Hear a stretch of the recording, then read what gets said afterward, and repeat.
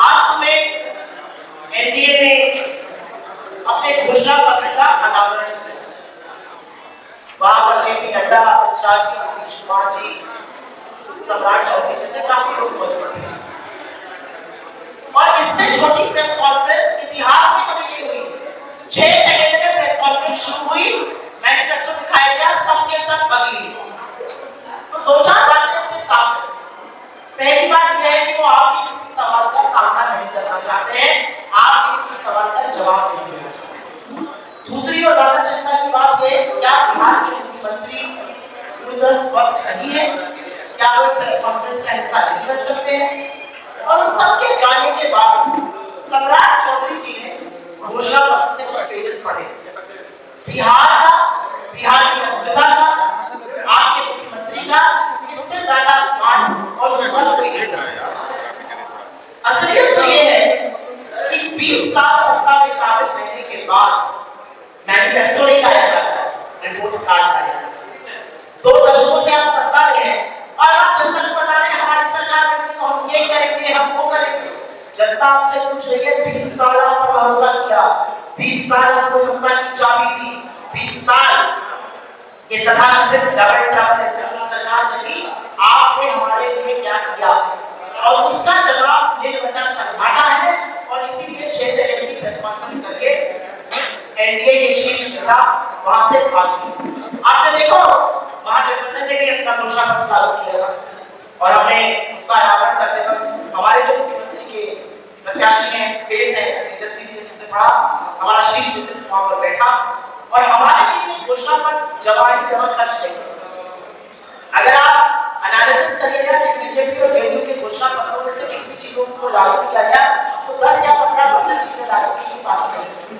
हमारे लिए घोषणा पत्र हमारी सरकार का खाका होता है, हमारी नीति निर्माण का ब्लूप्रिंट होता है। और ये हमारी कर्नाटक की सरकार में, तेलंगाना की सरकार में, हिमाचल की सरकार में और पहले राजस्थान, छत्तीसगढ़ जैसी सरकारों ने करके दिखाया है। और इसीलिए हमारे लिए जो घोषणा पत्र है वो जनता को मिला हमारा वादा है, जिस पर जनता हमें चुनेगी और 5 साल बाद उस पर हमारा आंदोलन करके दोबारा से सरकार भेजेगी। इनके लिए ऐसा नहीं। आज जब चुनाव के मुहर्रे पर बिहार आया तो पैसा बांट रहे, रोजगार की बात कर रहे, इस घोषणा पत्र में बड़ी-बड़ी बातें की गई। आज तो सवाल इस बात का है कि आपको 6 सेकंड में भाग लिए, लेकिन बताइए तो सही, तो 1.25 लाख करोड़ का पैकेज का कहां खर्चा हुआ? बताइए तो सही कि आप तो चीनी की मिल चलाकर चाय पीने वाले थे, कब आ रहे चाय पीने? बताइए तो सही कि बिहार का कबाड़ा आपने क्यों किया? और मैं बहुत संक्षिप्त में आपको कुछ आंकड़े दे देती हूँ जिससे तस्वीर बिल्कुल साफ हो जाएगी। पिछले 2 दशकों में एक घोल बजाया गया, बहुत चर्चित किया गया, सुशासन सुशासन सुशासन। उस सुशासन की घोल पट्टी तो आज भी खुल रही है। सुशासन की पहली शर्त होती है कानून व्यवस्था, लॉ एंड ऑर्डर।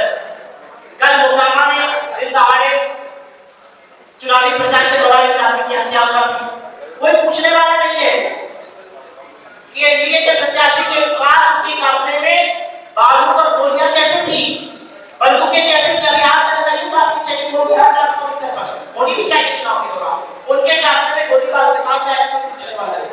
कल ही सिवान में एसआई की हत्या हो जाती, 6 महीने के अंदर बिहार में 2 बड़े कारोबारियों की हत्या हो जाती है, निर्मम हत्या। क्या विनोद मेहता, क्या रमाकांत यादव, क्या संजय अग्रवाल, क्या सुरभि, हमने टीवी पर देखा जैसे एक सीरीज चलती है।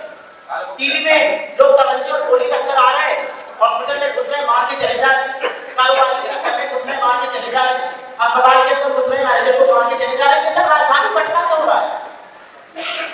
बिहार में पिछले 17 सालों में 53,000 से ज्यादा निर्मम हत्याएं हुई।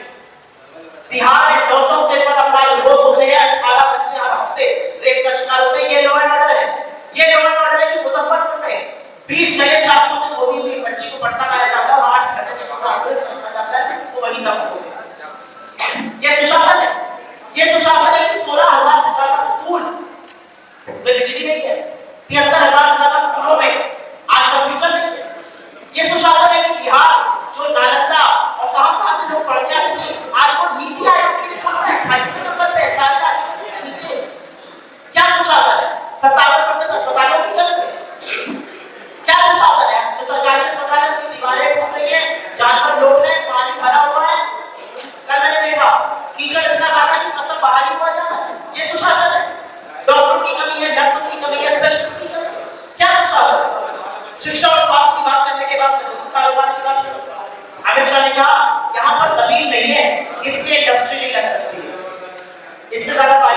क्या हो, 1000 एकड़ जमीन नरेंद्र मोदी के जिगर के टुकड़े अडानी को 1 रुपए में देने के लिए जमीन है, लेकिन बिहार के लोगों के लिए जमीन नहीं। बिहार का पलायन लगातार हो रहा है। 20 साल आपने सरकार चलाई, 3 करोड़ 45 लाख लोग रजिस्टर्ड है मजदूर के लिए। कितने रोजगार आपने बनाए? आज हम मैनिफेस्टो में कह रहे हैं हम 1 करोड़ रोजगार बनाए, तो ये पहले क्यों नहीं बना? 20 साल से झुंझुना बजाने के लिए बैठे थे, 11 साल से तो नरेंद्र मोदी और मोदी जी का डबल इंजन चल रहा है। कहां है नौकरी? जो इंडस्ट्रियलाइजेशन में बिहार सबसे ऊपर होता था, अब बिहार 28 राज्यों में सबसे नीचे। नीति आयोग जिसके चेयरमैन प्रधानमंत्री है, वो कहता है बिहार सबसे गरीब राज्य है देश का, और बिहार की जो औसत आय है वो झारखंड की आधी और ओडिशा की 1/3 है। कौन जिम्मेदार है इसका? कौन जिम्मेदार है कि जो बिहार देश के चीनी उद्योग में 27% की भागीदारी करता था, आज 2% से कम की भागीदारी करता है? यही बिहार और पूर्वांचल को चीनी की कटोरी देश की कहा गया। कौन निकल गया सारी चीज? बात होगी तो बात पेपर लीक पर भी। कौन सा ऐसा पेपर है जो बिहार में लीक नहीं? पेपर लीक हो जाता है, युवाओं के भविष्य पर संकट चढ़ जाता है। युवा जब अपने हक के लिए सड़कों पर आवाज उठाते हैं तो हार कांपती ठंड में बिहार की सरकार उन पर लाठियां बरसाती है, पानी की बौछार चलती है। हर चीज का रेट कार्ड है। नीट पीजी का 70 से 80 लाख है, नीट पीजी का 30 से 40 लाख है, एसएससी का 15 से 20 लाख है, पटवारी का भी 10 से 15 लाख, हर चीज का रेट कार्ड है। फर्जी डिग्रियों का भी रेट कार्ड है, उसका भी बड़ा यहाँ पे बड़ा धंधा चल रहा है। और कुछ रेट कार्ड आपके सामने जो फर्जी डिग्रियों के वो पढ़ देते हैं। बीए 70,000 से 1 लाख, बीएड 1.5 से 2 लाख, एलएलबी 3.5 लाख, डी.फार्मा 3.5 से 4 लाख, नर्सिंग 3.5 से 4 लाख, पैरामेडिकल 25,000, टेक्नीशियन 20,000, हर चीज का रेट कार्ड है। ये क्या है आपका बिहार?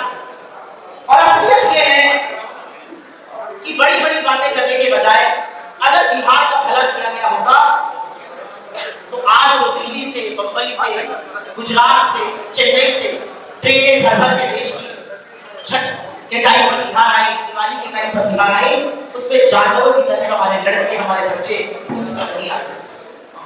अगर बिहार का भला किया गया होता तो बिहार का युवा भी यहीं पर रहता, यहीं पर गुजर बसर करता, यही अपने परिवार के साथ रहता, यही शिक्षा के बाद रोजगार पाता। ऐसा क्यों नहीं किया गया? आपने बड़ी-बड़ी बातें की और मैंने आपको कोई ज़बानी जमा खर्च नहीं किया है। ये सरकारी आंकड़ा है जिसका ब्यौरा मैंने आपको दिया।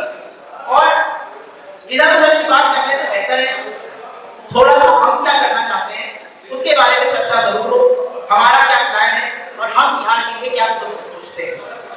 हमारा मानना है चुनाव के मुहाने पर आकर 10,000 बांटने से बात नहीं करें। हर परिवार में एक सरकारी नौकरी होगी तो बिहार का भविष्य उज्जवल होगा। माई बहना योजना के तहत हर महिला के अकाउंट में 2500 रुपए जाएगा तो महिला सशक्त भी होगी और ज्यादा स्वतंत्र भी होगी और सुरक्षित भी होगी। हमने ये कर्नाटक में और तेलंगाना में करके दिखा है। 500 रुपए में गैस सिलेंडर रामलाल जाट जी यहाँ पर है, संदीप चौधरी जी यहाँ पर है, हमने राजस्थान में किया और उसका फायदा परिवारों को पहुंचा, हम करेंगे। हमारा वादा है कि हम 200 यूनिट बिजली के फ्री देंगे, 25 लाख तक का इलाज, चिरंजीवी योजना बहुत सक्सेसफुल हमारी चली, उसका एक प्रमुख हम कर्नाटक और बाकी में चला रहे हैं, वो यहाँ पर। हमारा मानना है महिलाओं को फ्री बस सेवा होनी चाहिए, जैसे शक्ति योजना हम कर्नाटक में चलाते हैं। हमारा मानना है कि जो जीविका दीदी है उनको 30,000 की सैलरी होनी चाहिए, वकीलों का 10 लाख का बीमा होना चाहिए जीवन का और 15 लाख का स्वास्थ्य, ऐसी तमाम योजनाएं हर वर्ग के लिए योजना। और इसलिए है कि अगर बिहार का समुचित विकास करना है तो एक नई सोच, एक नई योजना, एक नए पॉइंट ऑफ व्यू से करना है। बिहार का विकास वो लोग नहीं कर सकते जो बिहार की जमीन 1 रुपए पर कारोबारी को देने के लिए तैयार है। बिहार का विकास वो लोग नहीं कर सकते जो बिहार के डीएनए पर सवाल है। बिहार का विकास वो लोग नहीं कर सकते जिन्होंने बिहार को सिर्फ गवर्न किया है और चुनाव के लिए इस्तेमाल किया है। मेरा अपना मानना है बदलाव का वक्त आ गया है, बदलाव जरूर होगा। रिपोर्ट कार्ड दिल बटा काटा है सरकार का, नीतीश मोदी सरकार का, और बिहार ने मन बना लिया है। इस बार वोटिंग को बढ़ता जाएगा और बिहार के भविष्य को उज्जवल करेगा। आपके सवालों का स्वागत है। उसके बाद हर्ष श्रीवास्तव जी एक बड़ा भाषण करेंगे।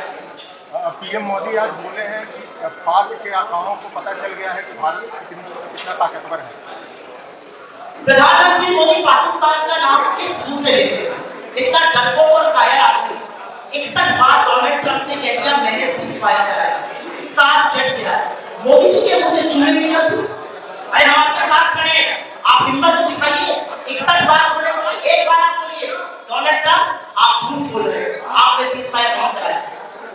आज इंदिरा जी की पुण्यतिथि है और सैल्यूट है ऐसी महिला को।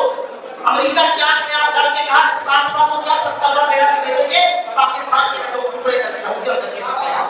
आज 150वीं जयंती है सरदार पटेल की लौह पुरुष की। इस देश को एक रखने के लिए आरएसएस जैसे दमनती संगठन उठता है।